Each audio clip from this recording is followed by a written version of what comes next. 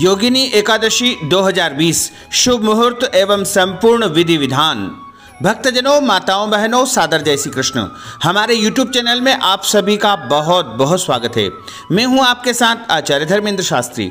आज हम आपको योगिनी एकादशी के विषय में संपूर्ण जानकारी देने जा रहे हैं। योगिनी एकादशी का व्रत इस बार कब करना है तथा योगिनी एकादशी तिथि कब प्रारंभ होगी तथा एकादशी तिथि कब समाप्त होगी, एकादशी का पारणा क्या खा करके करना है तथा पारणा कब करना चाहिए, इस व्रत में फलाहार में कौन कौन सी वस्तुओं का उपयोग करना चाहिए, व्रत की विधि एवं एकादशी का संपूर्ण विधान हम आपको बताने जा रहे हैं।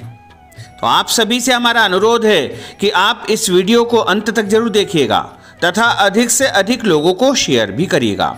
और यदि अभी तक आपने सब्सक्राइब नहीं किया है तो सब्सक्राइब कर लीजिए और घंटी का जो निशान है उसे भी क्लिक कर दीजिए ताकि इसी प्रकार की ज्ञानवर्धक वीडियो सबसे पहले आपको प्राप्त हो सके।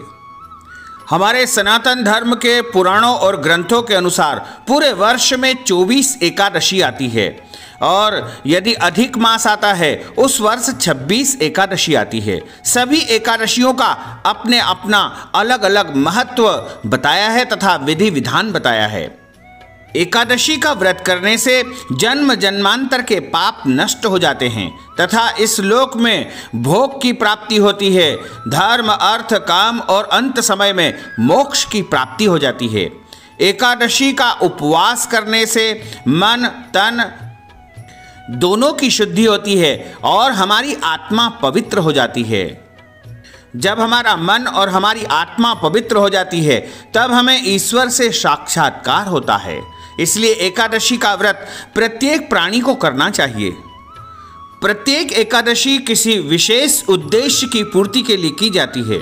यदि आप सांसारिक भोगों, स्त्री सुख, पति सुख, गृहस्थ सुख और ऐश्वर्यशाली जीवन की अपेक्षा करते हैं, लालसा करते हैं, इच्छा करते हैं तो आपको योगिनी एकादशी का व्रत अवश्य करना चाहिए। आषाढ़ माह के कृष्ण पक्ष की एकादशी तिथि को योगिनी एकादशी कहा जाता है और इस बार योगिनी एकादशी का जो महापर्व है वो 17 जून को रहेगा, क्योंकि 16 जून 2020 मंगलवार को सुबह 5:39 से एकादशी तिथि प्रारंभ होगी, जो कि 17 जून 2020 बुधवार को सुबह 7:47 तक एकादशी तिथि रहेगी। अब आप सोच रहे हैं कि 16 जून को पूरे दिन एकादशी है, फिर 17 जून को तो 7:47 तक एकादशी है, फिर 16 जून को एकादशी क्यों नहीं कर सकते हैं, 17 जून को क्यों करना चाहिए? तो हम आपको बता दें कि जो एकादशी तिथि है उसे वृद्धि के रूप में लिया जाना चाहिए, यानी द्वादशी युक्त एकादशी सर्वोत्तम मानी गई है। जिस एकादशी को दशमी का स्पर्श होता है उस एकादशी का परित्याग कर देना चाहिए। वैसे तो स्मार्त संप्रदाय को मानने वाले भक्तजन एक दिन पहले वाली एकादशी कर लेते हैं, लेकिन वैष्णव संप्रदाय को मानने वाले भक्तजन अगले दिन की एकादशी ही मान्य करते हैं। धर्म ग्रंथों और शास्त्रों में भी बताया है कि दशमी युक्त एकादशी का परित्याग करके द्वादशी युक्त एकादशी का ही व्रत करना चाहिए। तो 16 जून को 5:39 तक दशमी तिथि है और उसके बाद एकादशी तिथि प्रारंभ हो रही है, यानी 16 जून को जो एकादशी है उसको दशमी तिथि स्पर्श कर रही है। इसलिए 16 जून को एकादशी का व्रत नहीं करना है। आपको केवल और केवल 17 जून 2020 बुधवार को ही एकादशी व्रत करना चाहिए और उस दिन सुबह आपको जल्दी उठना है। सूर्योदय से पूर्व उठ करके अपने नित्य कर्मों से निवृत्त हो करके स्नान करें और स्नान करने के बाद सबसे पहले भगवान सूर्य नारायण को जल चढ़ाएं। जल चढ़ाने के बाद में भगवान विष्णु का पूजन करें और भगवान के सामने बैठ करके संकल्प करें। हाथ में जल और तुलसी पत्र रख करके एकादशी व्रत का संकल्प करना चाहिए। यदि आप निष्काम भाव से एकादशी करते हैं तो भी आपको संकल्प अनिवार्य रूप से करना चाहिए, क्योंकि संकल्प करने से कार्य की सिद्धि होती है। बस संकल्प में आपको हाथ में जल और तुलसी लेकर के ध्यान करना है कि आज मैं एकादशी का व्रत करने जा रहा हूं तथा भगवान की कृपा मुझ पर बनी रहे। हम आपको संस्कृत में छोटा सा संकल्प बोल करके सुना रहे हैं। इस संकल्प को सुनते हुए आप अपने हाथ में जल और तुलसी पत्र रख करके ध्यान करें और जब संकल्प हमारा पूर्ण हो जाए तब इसको भगवान को अर्पण कर दे और उसके बाद पूरे दिन व्रत रखें। हमारे चैनल के अधिकतम दर्शकों का कहना है कि आप संकल्प का उच्चारण भी वीडियो में किया करो, इसीलिए हम आपको संकल्प का उच्चारण भी सुनाने जा रहे हैं। तो आप हाथ में जल और तुलसी पत्र लेकर के सबसे पहले संकल्प करें और प्रत्येक व्रत का संकल्प करना चाहिए। 3 बार आपको सबसे पहले विष्णु विष्णु विष्णु का उच्चारण करना है। अब आप भगवान का स्मरण करते हुए संकल्प का श्रवण करें। ओम तिथिर्विष्णु सदावारो नक्षत्रम विष्णुरेव च योगश्च करणं विष्णु सर्वं विष्णुमयं जगत्। ओम विष्णुर्विष्णुर्विष्णुः श्रीमद्भगवतो महापुरुषस्य विष्णुर् आज्ञयः प्रवर्तमानस्य अद्य श्री ब्रह्मणोहि द्वितीय प्रार्धे श्री श्वैतवारः कल्पे वैवस्वत मन्वन्त्रे अष्टाविंशतितमे कलियुगे कलि प्रथम चरणे भूर्लोके भारतवर्षे भरतखंडे जम्बूद्वीपे। आप अपने देश और अपने शहर और अपने नगर का नाम उच्चारण करिएगा।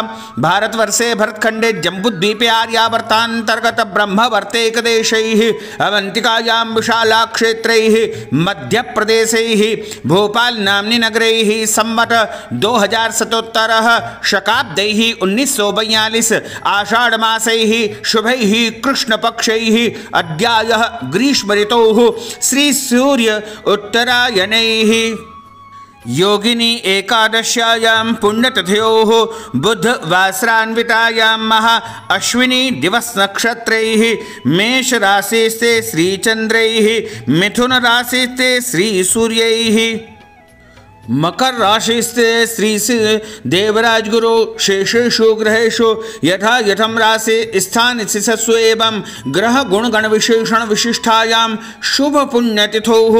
अपने नाम और गोत्र का उच्चारण करके भगवान के सामने स्मरण करिएगा। अपनी कोई भी कामना हो तो उसका भी आप उच्चारण करिएगा। श्रुति स्मृति पुराणोक्त वेदोक्त फल प्राप्त्यर्थम महा इह जन्मनि जन्मांतरे वा सकल दुरितोपशमनार्थम आदिदेविक आदि भौतिकाध्यात्मिक त्रिवित्तापोपशमनार्थम वात पित्त कफ जन दोष परिहारार्थम आदित्याद्यावाहित नवग्रह देवताः प्रसन्नार्थम महा सर्व देवताः प्रसन्नार्थम महा दशविधि लक्ष्मी प्राप्त्यर्थम बहुविध लक्ष्मी प्राप्त्यर्थम सर्वविध लक्ष्मी प्राप्त्यर्थम अप्राप्त लक्ष्मी प्राप्त्यर्थम प्राप्त लक्ष्म्यौश्चिरकाल संरक्षणार्थम सकल मनोचित कामना संसिद्ध्यर्थम लोके सभायां राजद्वारे व्यापारे सर्वत्र यश विजय लाभादि प्राप्त्यर्थम यह जन्मनि जन्मांतरे वा सकल दुरितोपशमनार्थम महा भगवते श्री लक्ष्मी नारायण देवताः प्रसन्नार्थम महा अद्य दिवसे योगिनी एकादशी व्रत कर्माहम करिष्यैहि। इस प्रकार आप भगवान के सामने संकल्प करके छोड़ दीजिएगा, भगवान को प्रणाम करिएगा। अब आपको पूरे दिन व्रत रखना है तथा भगवान को भोग लगा करके आप फलाहार ग्रहण कर सकते हैं। फल या फलाहारी वस्तु का सेवन आप कर सकते हैं। एक से अधिक बार भी आप फलाहार ग्रहण कर सकते हैं, लेकिन ऐसा माना जाता है कि यदि आप नमकीन फलाहार करते हैं तो आपको एक बार ही 24 घंटे में नमकीन फलाहार लेना चाहिए और बाकी पूरे दिन आप फल ले सकते हैं, दूध ले सकते हैं, फल से बनी वस्तुएं ले सकते हैं, फलों का जूस ले सकते हैं। इसके अलावा दूध से बनी समस्त मिठाइयों का सेवन कर सकते हैं। आलू से बने फलाहार ले सकते हैं या साबूदाने या अन्य जो भी फलाहार जिनको आप मानते हैं, सिंघाड़े का आटा, राजगरे का आटा, कुट्टू का आटा या अन्य जो भी फलाहारी वस्तुएं हैं, सब आप पूरे दिन सुबह और शाम अवश्य ग्रहण कर सकते हैं। इसमें कोई दोष नहीं है, कोई संशय नहीं है।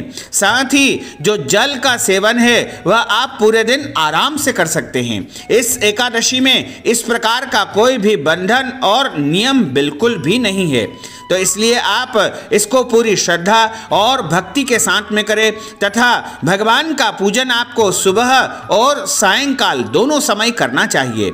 और जो भी आप फलाहार लेते हैं या जो भी वस्तु का आप सेवन करते हैं उनको सबसे पहले भगवान के सामने रख करके उसमें तुलसी पत्र छोड़ करके भगवान को निवेदन करें, यानी नैवेद्यम का निवेदन भगवान को करके भगवान को अर्पण करके ही स्वयं उस प्रसाद को ग्रहण करना चाहिए।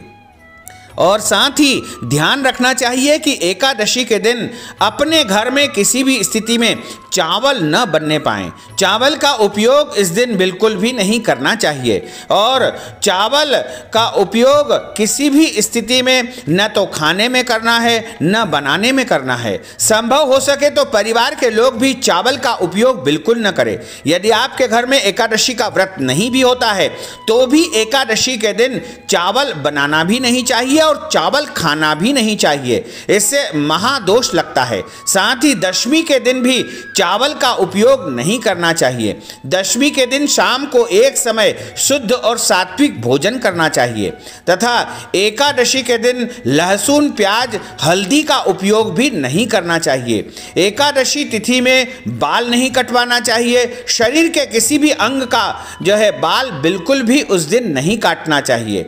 क्रोध नहीं करना चाहिए। एकादशी को झूठ नहीं बोलना चाहिए। एकादशी को जो गृहस्थी विवाहित दंपति रहते हैं, पति पत्नी रहते हैं, उनको एक दूसरे से दूरी बना करके रखना चाहिए, अन्यथा व्रत उनका भंग माना जाएगा। यानी ब्रह्मचर्य व्रत का पालन एकादशी तिथि को अनिवार्य रूप से करना चाहिए।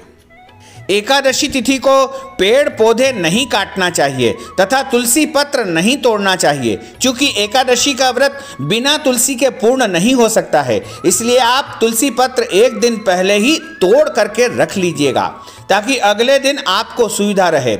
और एकादशी के दिन ध्यान रखना चाहिए कि किसी के साथ भी लड़ाई झगड़ा वाद विवाद बिल्कुल नहीं करना चाहिए। किसी का भी दिल नहीं दुखाना चाहिए। घर के बड़े बुजुर्गों का अपमान भी इस दिन नहीं करना चाहिए। एकादशी के दिन अन्न का सेवन करना भी वर्जित माना गया है, इसलिए किसी भी परिस्थिति में इस दिन अन्न का सेवन बिल्कुल भी नहीं करना चाहिए। और जो महिलाएं, माताएं, बहनें मासिक धर्म में रहती है उनको भी एकादशी का व्रत करना चाहिए, लेकिन इस दिन उनको भगवान का स्पर्श तथा पूजन नहीं करना चाहिए। और गर्भवती जो माताएं रहती है वो फलाहार लेकर के व्रत कर सकती है। पूरे दिन 2-3 बार जितना चाहे फल या फलाहारी वस्तु ग्रहण करके वो इस व्रत का पालन कर सकती है। तो आपको 17 जून 2020 बुधवार के दिन एकादशी का व्रत करना है और बुधवार की रात्रि जागरण करना चाहिए। एकादशी की रात्रि में भगवान का भजन कीर्तन करना चाहिए। जितना संभव हो सके उतना तो जागना ही चाहिए। 1 पहर, 2 पहर, 3 पहर, 4 पहर, जितना भी चाहे आप जागरण करें, लेकिन भगवान का भजन कीर्तन स्मरण अवश्य करना चाहिए। एकादशी का व्रत करने से इस दिन 88,000 ब्राह्मण भोजन करवाने का फल आपको प्राप्त होगा, क्योंकि ये योगिनी एकादशी बड़ी ही सर्वोत्तम एकादशी मानी गई है। इस योगिनी एकादशी के दिन गीता जी के 11वें अध्याय का यदि कोई पाठ करता है तो उसके पितरों को परम शांति प्राप्त होती है। चाहे तो आप 11वें अध्याय का पाठ श्रवण भी कर सकते हैं। इस दिन 11वें अध्याय का पाठ बहुत ही महत्वपूर्ण माना गया है। इसके अलावा गजेंद्र मोक्ष का पाठ भी श्रवण कर सकते हैं। गोपाल सहस्त्र नाम का पाठ भी इस दिन आप श्रवण कर सकते हैं।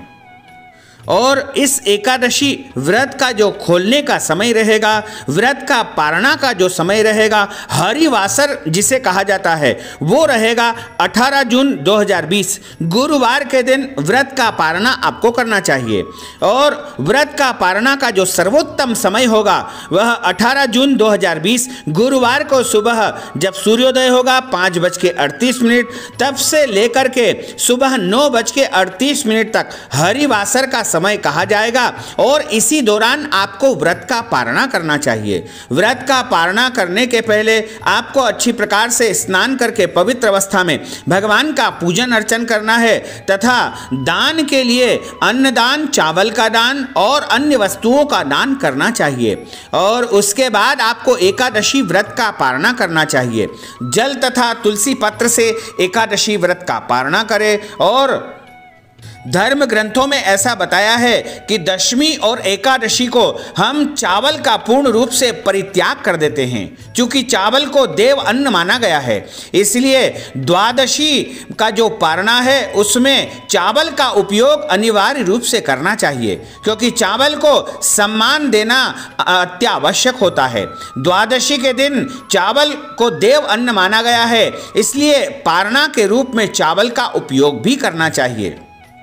इसीलिए धर्म ग्रंथों में लिखा हुआ है कि द्वादशी के दिन चावल अनिवार्य रूप से खाना चाहिए, यानी दशमी और एकादशी को चावल का परित्याग करना है तथा द्वादशी के दिन चावल का उपयोग अनिवार्य रूप से करना चाहिए। ब्राह्मण को दान पुण्य करने के बाद में व्रत का पारणा करना चाहिए तथा इस व्रत की कथा अनिवार्य रूप से सुनना चाहिए।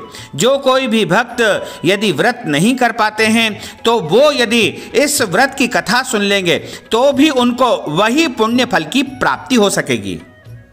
पुराणों में ऐसा लिखा हुआ है कि योगिनी एकादशी तीनों लोकों में महत्वकारी है, यानी तीनों लोकों में इसकी महिमा का गुणगान गाया हुआ है।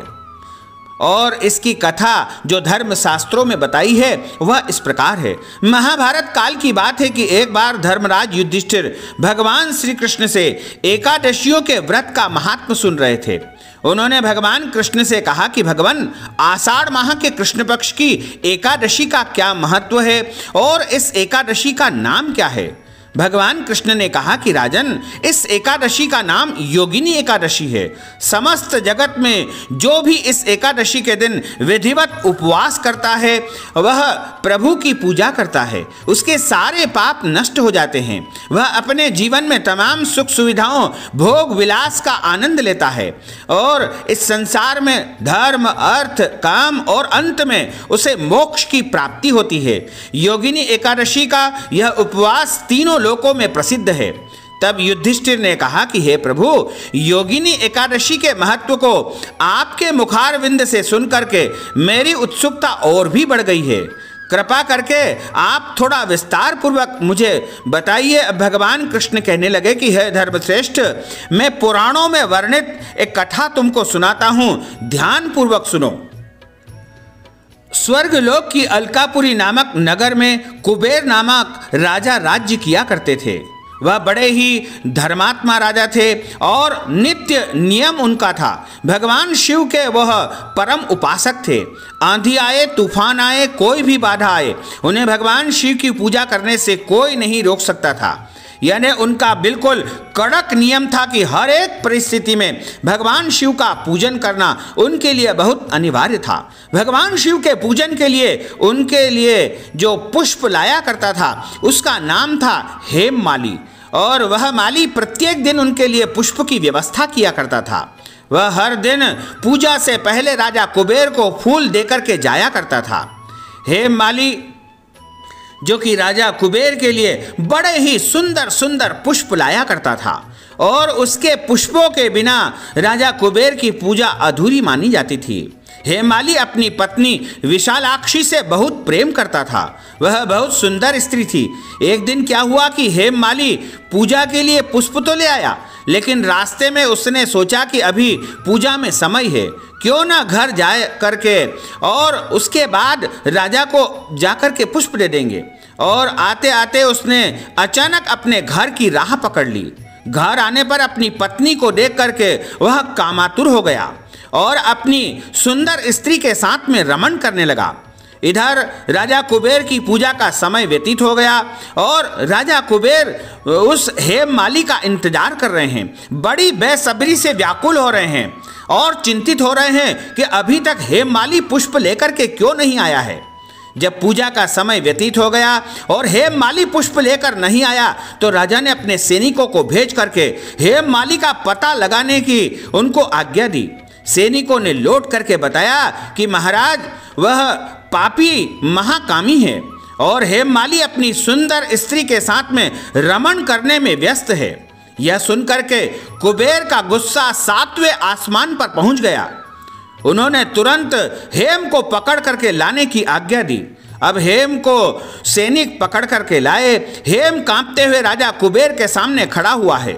कुबेर ने हेममाली को क्रोधित होकर के कहा कि हे नीच महापापी, तुमने काम वश होकर के भगवान शिव का अनादर किया है, उनकी पूजा का तुमने अनादर किया है, उनका तुमने अपमान किया है। अतः मैं तुम्हें आज श्राप देता हूं कि तुम अपनी स्त्रियों से हमेशा हमेशा के लिए दूर हो जाओगे और मृत्यु लोक में जाकर के कोढ़ी हो जाओगे। अब कुबेर के श्राप से हेममाली भूतल पर पहुंच गया और वह कोढ़ी हो गया। स्वर्ग लोक में वास करते करते उसे दुखों की अनुभूति होने लगी, लेकिन यहाँ पृथ्वी पर भूख प्यास के साथ साथ एक गंभीर बीमारी कोढ़ का उससे सामना हो गया और उसके दुखों का कोई अंत नजर नहीं आ रहा था। लेकिन उसने भगवान शिव की पूजा भी कर रखी थी, उसके सत्कर्म थे, उसके पुण्य कर्म थे। वह एक दिन जंगल में घूमते घूमते मार्कंडे ऋषि के आश्रम में पहुंच गया। इनके आश्रम की शोभा देखते ही बनती थी। ब्रह्मा की सभा के समान ही मार्कंडे ऋषि की सभा का नजारा था। वह हेममाली मार्कंडे ऋषि के चरणों में गिर पड़ा। महर्षि के पूछने पर अपनी व्यथा से उन्हें अवगत करवाया। अब ऋषि मार्कंडे ने कहा कि तुमने मुझसे सत्य बोला है, इसलिए मैं तुम्हें एक उपाय बताता हूं कि तुम यदि इस दोष से छूटना चाहते हो, इस कोढ़ से छूटना चाहते हो और पुनः स्वर्ग लोक में अपनी नगरी में जाना चाहते हो, तो तुमको आषाढ़ माह के कृष्ण पक्ष की योगिनी एकादशी का विधिवत व्रत करना चाहिए और इसका विधिवत व्रत करके पूजन करोगे तो तुम्हारे सारे पाप नष्ट हो जाएंगे। हेममाली ने ऋषि मार्कंडे को साष्टांग प्रणाम किया और उनके बताए अनुसार योगिनी एकादशी का व्रत किया। इस प्रकार उसने अपने श्राप से छुटकारा प्राप्त कर लिया। फिर अपने वास्तविक रूप में आकर के अपनी स्त्री के साथ सुखपूर्वक वह स्वर्ग में पुनः अलकापुरी में निवास करने लगा और सभी प्रकार की सुख सुविधाएं उसे पुनः प्राप्त हो गई। यानी योगिनी एकादशी का व्रत करने से बड़ा श्राप दोष पाप सब नष्ट हो जाते हैं। भगवान कृष्ण कथा सुना करके युधिष्ठिर से कहने लगे कि हे राजन, 88,000 ब्राह्मण भोजन करवाने के पश्चात जितना पुण्य मिलता है उससे भी अधिक पुण्य प्राप्त एकादशी का व्रत और उपवास करने से, पूजा करने से प्राप्त होता है तथा जो व्रत करता है उसे इस संसार में सभी प्रकार के सुख प्राप्त हो जाते हैं और अंत में वह मोक्ष को प्राप्त कर लेता है। अतः योगिनी एकादशी का व्रत उपवास सभी को करना चाहिए तथा इस दिन पीपल के वृक्ष का पूजन करना भी परम शुभकारी कल्याणकारी माना गया है। ऐसा माना जाता है कि योगिनी एकादशी के दिन साक्षात नारायण पीपल में वास करते हैं। इसलिए योगिनी एकादशी के दिन जिस प्रकार हम भगवान विष्णु का पूजन करते हैं उसी प्रकार पूरी श्रद्धा और भक्ति के साथ पीपल वृक्ष का पूजन अर्चन करना चाहिए। तो भक्तजनों, माताओं बहनों, हमने जो ज्ञानवर्धक जानकारी आपको दी है उसको आप अधिक से अधिक लोगों को शेयर करिएगा, लाइक करिएगा, कमेंट करिएगा और यदि अभी तक आपने सब्सक्राइब नहीं किया है तो अभी और इसी समय सब्सक्राइब अवश्य कर लीजिए। आपको और आपके परिवार को सादर जय श्री कृष्ण, सादर धन्यवाद।